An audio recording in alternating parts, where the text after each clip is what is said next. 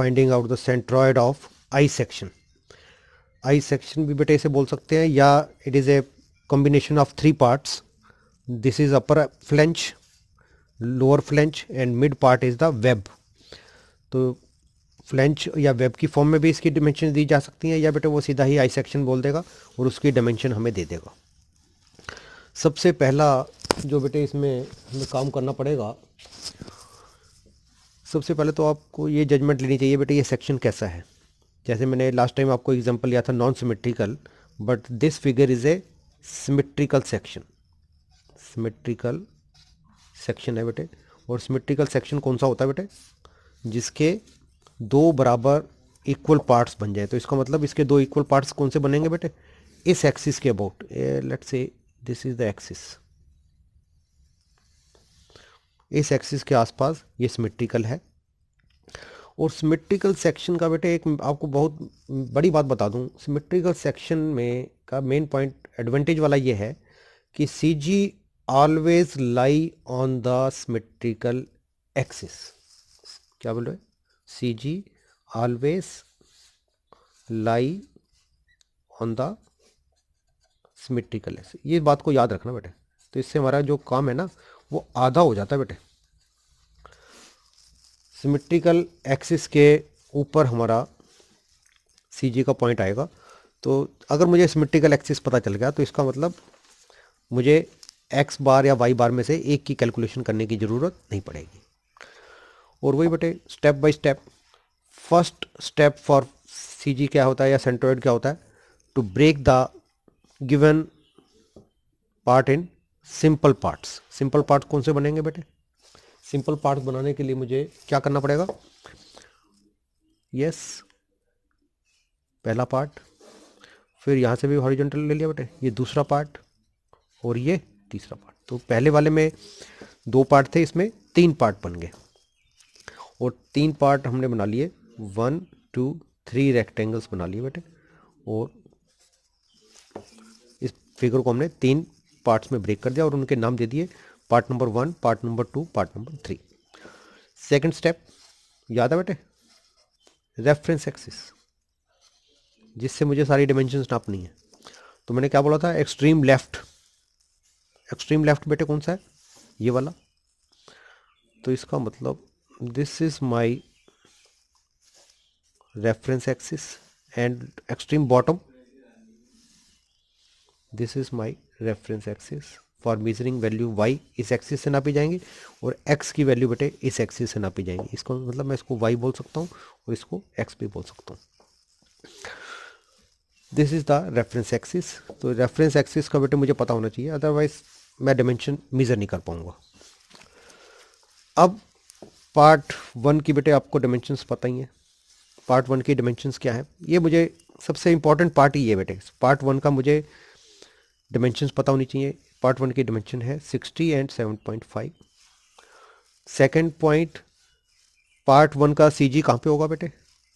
इस रेक्टेंगल का सी जी कहाँ पे होता है? हर बच्चे को पता है, लेंथ के सेंटर पे और 7.5 के सेंटर पे। 7.5 का, तो इसका मतलब this is the point of this. इस कोऑर्डिनेट्स के नाम है x1 y1। और सिमिलरली पार्ट टू की डायमेंशंस क्या है बेटे? पार्ट 2 की डायमेंशंस क्या है? पार्ट 2 की बेटे डायमेंशंस निकालने के लिए मुझे ये वाली लेंथ पता होनी चाहिए बेटे। ये लेंथ कैसे निकलेगी?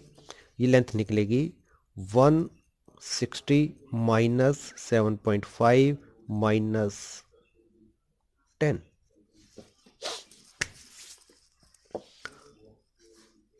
तो ये बन जाएगा बेटे कितना? 142.5। 142.5 into 5। This is the dimensions for part 2। Part 3 की डायमेंशंस कैसी हैं बेटे? वो तो क्लियर कट नजर आ ही रही हैं। 120 इंटू 10। तो ये सबसे पहला स्टेप क्या है बेटे? जो मैंने पार्ट्स बनाए मुझे उस पार्ट्स की डायमेंशंस का पता होना चाहिए। ये मैंने डायमेंशंस निकाल दी आपकी। अब इसके बाद स्टैंडर्ड फार्मूला मुझे पता ही है, एक्स बार का लिए a1 x1 plus a2 x2 plus a3 बेटे इसमें 3 पार्ट है तो 3 वाले लग जाएंगे। पिछली बारी हमारे 2 थे, 4 भी हो सकते हैं बेटे, ये कुछ भी हो सकता है। हमें स्टैंडर्ड फार्मूला पता होना चाहिए ऐसे वाई बार के लिए, a1 y1 plus a2 y2 a3 y3 divide by a1 plus a2 plus a3। तो सबसे स्टार्टिंग पॉइंट बेटे मुझे शुरू करना पड़ेगा। पार्ट 1 की डिमेंशंस तो मैंने एरिया और डिमेंशंस निकाल लिए बेटे, यही एरिया है इसका। पार्ट 1 का एरिया कितना है, यही है बेटे। पार्ट 2 का एरिया यही है, और पार्ट 3 का एरिया A3। अब सबसे इंपॉर्टेंट पॉइंट बेटे मुझे ये बताना है आपने कि what is the dimension of x1। x1 की डिमेंशन कहाँ से बतानी है बेटे, यहाँ से बतानी है, और ये इस पॉइंट पे है बेटे, और ये इस पॉइंट कहाँ पे है, ये पॉइंट 120 के सेंटर पे है। ये जो पॉइंट है बेटे कौन से एक्सिस पे है, सिमेट्रिकल एक्सिस पे, और सिमेट्रिकल एक्सिस कहाँ पे है, 120 के सेंटर पे। तो इसका मतलब x1 will be 60, x1 will 60 and what is y1, y1 का मतलब 7.5 का आधा, 7.5 का मिड कितना हो जाएगा बेटे, 3.75, 3.75। पर बेटे ये 3.75 तो यहाँ से मैं ले रहा हूँ, मुझे ये डिमेंशन लेनी है यहाँ से नीचे से। तो इसका मतलब ये कितना हो जाएगा बेटे, अगर 3.75 बोलोगे तो बेटे गलत हो जाएगा, इसको एग्जैक्ट बोलना पड़ेगा। y1 के लिए मुझे क्या बोलना पड़ेगा, 10 प्लस 142.5 प्लस, अब मैं 3.75 ऐड करूँगा, और मुझे y1 की वैल्यू बताओ बेटे, y1 कितना आना चाहिए यहाँ से। अब इसको टोटल करने से कितना आ रहा है, y1 विल कम आउट 156.25। जो भी इसको ऐड करने पे आए बेटे ये आपने चेक कर लेना, इतना ही आना चाहिए 156.25। This is the y1। तो व्हाट इज y1 बेटे, मैं यहाँ पे भी आपको सिंबल लगा के दिखा रहा हूँ बेटे। ये जो पॉइंट है यहाँ से लेके यहाँ तक, this is my y1 and what is x1, यहाँ से लेके बेटे यहाँ तक। तो ये मुझे x1 और y1 की वैल्यू पता चल गई। सबसे इंपॉर्टेंट पार्ट है बेटे ये, कोई डाउट नहीं रहना चाहिए इसमें। सिमिलरली फॉर पार्ट टू का मुझे डिमेंशंस पता है, और मुझे ये भी पता है बेटे पार्ट 2 की डिमेंशंस क्या है, 142.5 इंटू 5। तो इसका बेटे सी जी कहाँ पे होगा, 142.5 के सेंटर पे, 142.5 का सेंटर यहाँ पे आ गया बेटे, और 5 का सेंटर ये 2.5 ही है। तो इसका मतलब this is the point of C G for part 2 only, सिर्फ पार्ट 2 को मैं बात कर रहा हूँ बेटे, और जिसके कोऑर्डिनेट्स हैं x2 y2। अब मुझे इनकी डिमेंशंस बतानी है बेटे, व्हाट इज x2, क्योंकि उसी लाइन के ऊपर है, तो इसका मतलब अंडरस्टूड है x2 विल बी कितना, 60। Very good. What is y2, y2 अभी आपको मैंने हिंट तो दिया है बेटे, क्या है, 142.5 का हाफ, 142.5 हाफ प्लस दिस 10। तो ये कितना आ रहा है बेटे y2, y2 शुड बी 81.25, ये y2 आ रहा है बेटे। नेक्स्ट स्टेप है बेटे पार्ट 3 के लिए। पार्ट 3 का एरिया मुझे पता है 120 इंटू 10, और इसमें x3 कितना आएगा बेटे, x3 इज 60 एंड y3 बेटे, तो इसका मतलब इसके भी जो कोऑर्डिनेट्स हैं वो यहाँ पे हैं, और इस कोऑर्डिनेट्स को हम बोलेंगे x3 y3। इस कोऑर्डिनेट्स के बेटे ये वाला इस डिस्टेंस को हम x3 बोल रहे हैं बेटे, समझ लो। ये कोऑर्डिनेट्स अगर आपने समझ लिए तो बात बन गई। ये x3 है, यही x2 था, यही x1, तो सब में x1 x2 x3 सब में सेम था। और what is y3, y3 is half, 10 का हाफ कितना बेटे, 5। तो ये जिस बच्चे ने काम कर लिया, इसका मतलब उसने सीजे का क्वेश्चन कर लिया। अब तो कुछ भी नहीं है, what remain else, put all this values in this standard formula. तो अब x बार में बेटे आपने क्या करना है, इनकी वैल्यू पुट करनी है। 60 इंटू 7.5 कितना आ रहा है, 450, 450 इंटू x1 60 प्लस a2 बेटे कितना आ रहा है, a2 आ रहा है 712, 712.5 into what is x2 60 plus what is a3 into what is x3 कितना है 60 divide by a1 450 a2 712.5 and what is a3 1200 जो भी आएगा बेटे इसकी value that is our answer for x bar का आंसर आ रहा है बेटे 60 आएगा क्योंकि बेटे मुझे तो पता है आप कैलकुलेशन करना क्योंकि मुझे पता है ये सिमेट्रिकल एक्सिस पे लाई कर रहा है इसलिए ऑटोमेटिक मुझे पता पर अभी आपको एक्सपीरियंस नहीं है तो आप इसकी कैलकुलेशन करना आप इसकी कैलकुलेशन करोगे तो इसका आंसर 60 ही आएगा। This is the benefit of symmetrical axis. मैंने इसीलिए आपको स्टार्टिंग में बताया था कि अगर मुझे सिमेट्रिकल एक्सिस पता चल जाता तो मुझे एक डिमेंशन की कैलकुलेशन करने की ज़रूरत नहीं पड़ती। तो ये ऑटोमेटिक एक्स बार इज 60। अब तो मुझे किसकी ज़रूरत पड़नी थी जो सिमेट्रिकल एक्सिस पे नहीं है। तो इसका मतलब मुझे वाई बार की डिमेंशंस निकालनी है बेटे।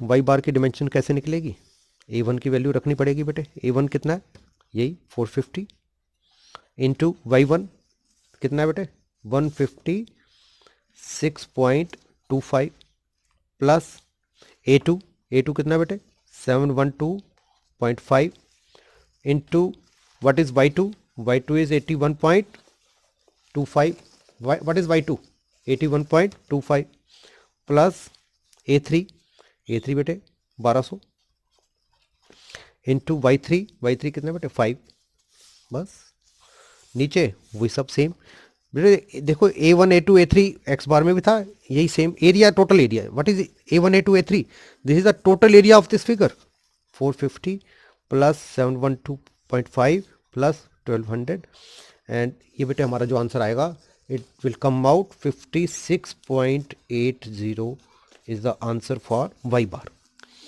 अब इसको बेटे रिप्रेजेंट कैसे करना है रिप्रेजेंट करने की ज़रूरत तो नहीं है बट आप इसकी बेटे आदत डाल लो कि मुझे ये रिप्रेजेंट करना है क्योंकि रिप्रेजेंट करने का मुझे बेनिफिट मिलेगा मूवमेंट ऑफ इनर्शिया में क्योंकि मुझे वो ये पॉइंट पे ये सी जी लाई करता है बेटे उसका मुझे कोऑर्डिनेट्स पता होने चाहिए। कोऑर्डिनेट्स पता है एक्स बार वाला कोऑर्डिनेट तो यही है 60।